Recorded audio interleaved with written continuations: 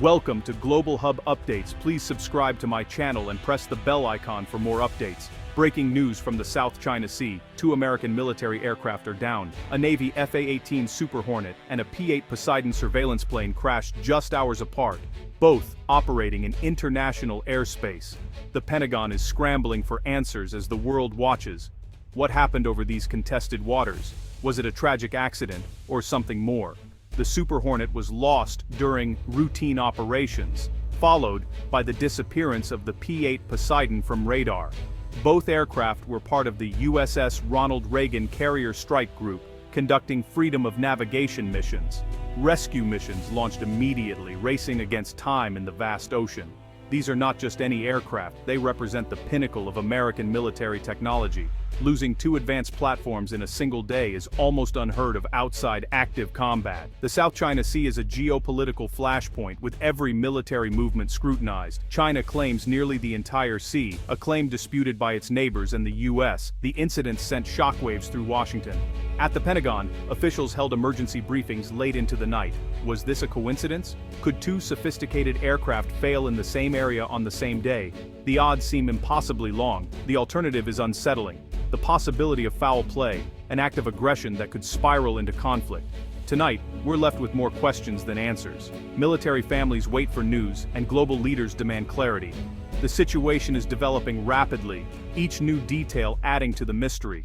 The world holds its breath as the investigation begins. From the White House, President Trump quickly addressed reporters, dismissing the idea of an attack and blaming a bad batch of fuel. He insisted there was no foul play, aiming to calm speculation and keep diplomatic channels open, but critics and lawmakers demanded a full investigation, warning against ruling out other causes too soon. For now, the story is still developing as the world waits for answers. The U.S. Navy has taken a cautious, methodical approach. Officials confirmed the loss of both aircraft from the USS Ronald Reagan, but offered no cause. The official line: the incidents are under investigation. All crew members were recovered safely, a testament to the skill of search and rescue teams. The rescued crew are now being debriefed. Their accounts will be crucial. The Navy is exploring all possible factors: mechanical failure, human error, environmental conditions. Notably, they have not ruled out external interference. The Navy's priority is a thorough, unbiased investigation, collecting wreckage, analyzing flight data, and interviewing personnel. This process will take time, contrasting sharply with the President's quick assessment. The credibility of the U.S. military is on the line. Rushing the investigation or succumbing to political pressure could damage their reputation. The Navy's official position: patient, deliberate inquiry.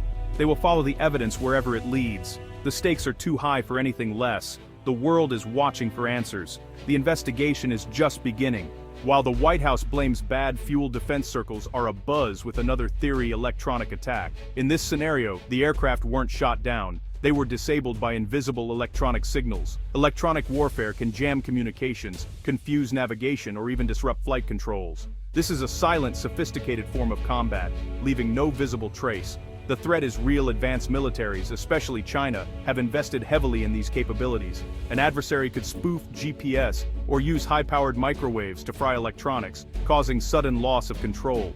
This theory explains how 2 different aircraft could crash in the same area within hours. A coordinated electronic attack could affect multiple aircraft at once. The South China Sea is a region where China is actively asserting dominance, with militarized islands equipped for electronic warfare. The possibility that China might test these capabilities on U.S. assets is deeply concerning. It would represent a major escalation, a direct challenge to the U.S., but without concrete evidence, it remains a powerful, unsettling theory. The debate over the cause is far from over. The specter of electronic warfare looms large. China's military doctrine now centers on dominating the information battlefield. Electronic warfare is a core pillar, disrupting enemy systems while protecting their own. China has invested billions in jamming equipment, GPS spoofers, and directed energy weapons. Their militarized islands in the South China Sea serve as platforms for these technologies. The PLA integrates electronic warfare into all branches, conducting large-scale exercises to hone these skills. Their goal: create a blackout on the battlefield, leaving adversaries blind and deaf. In the South China Sea, this capability could disable U.S. ships and aircraft without a shot fired. It's part of China's anti-access area denial strategy, making it too risky for the US to operate near China's coast. By targeting America's technological edge, China hopes to neutralize US advantages. If the recent crashes were caused by electronic warfare, it would be a stunning demonstration of this capability. It would signal that China's strategy is not just theoretical, it's a real and present danger. The stakes for US forces in the region have never been higher. The future of warfare may already be here. The South China Sea is a global crossroads. 1/3 of world shipping passes through its lanes. It's rich in resources and a flashpoint for competing claims. China asserts control over nearly the entire sea, overlapping with claims from Vietnam, the Philippines, Malaysia, and Brunei. An international tribunal ruled against China's claims, but Beijing rejected the decision. The US insists on freedom of navigation, regularly conducting operations to challenge China's assertions. China views these as provocations, escalating military presence in response. The sea is now heavily militarized, with warships and aircraft from both sides in constant proximity. Each operation is a high-stakes display of power and resolve. A single miscalculation could trigger a crisis with global consequences. The South China Sea remains a dangerous arena for US-China rivalry. The world watches, hoping for restraint.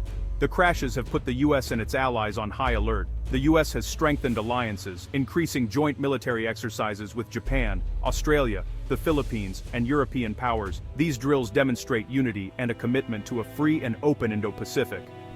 Exercises like Balikatan and Malabar are critical, showing the US is not acting alone. However, the downing of 2 US aircraft raises questions for partners. If American technology is vulnerable, what about theirs? This isn't the first incident in the region. The 2001 Hainan Island incident saw a US surveillance plane collide with a Chinese jet, sparking a diplomatic crisis. More recently, there have been close calls, unsafe intercepts by Chinese jets, unprofessional maneuvers by ships. Each incident risks escalation. The latest crashes, whether accidental or intentional, fit a worrying pattern. The South China Sea remains a place where routine operations can quickly become a crisis. Allies are watching closely, reassessing their own security. The margin for error is razor thin. The stakes for peace and stability are enormous. The region's future hangs in the balance. Vigilance is the new normal. The incidents triggered global reactions and intense scrutiny of US military readiness. China's state media portrayed the crashes as evidence of American decline, aiming to undermine US credibility among allies. Chinese officials denied involvement, urging the US to reduce its military presence. Military analysts are divided. Some support the bad fuel theory, citing operational strain and maintenance issues.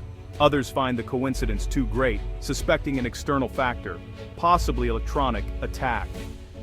The debate highlights a crisis of credibility for the US military. Whether mechanical failure or enemy action, the incidents have damaged perceptions of US superiority. Allies are concerned, adversaries emboldened. The lack of clear answers fuels speculation and uncertainty. The world is left to wonder, is this a sign of deeper vulnerabilities? The US must address both the reality and the perception of its military strength. The stakes extend far beyond the South China Sea. The credibility of American power is on the line. The search for answers continues. Amid the geopolitical tension, the safe recovery of every crew member stands out. The pilots and crew survived, a testament to their training and the skill of rescue teams. Their debriefings will be invaluable, but their survival is the day's true victory. The Navy's investigation is just beginning. The black boxes hold the key. Until the data is recovered, everything is speculation. The official position, all possibilities are being considered. These incidents have profound implications for the future. If accidental, they expose potential weaknesses in US readiness. If an attack, it marks a dangerous new chapter in US-China rivalry. The mystery lingers, symbolizing a period of intense competition and uncertainty. The South China Sea remains a critical flashpoint. The choices made now will shape the region for years to come. The world watches, waiting for answers.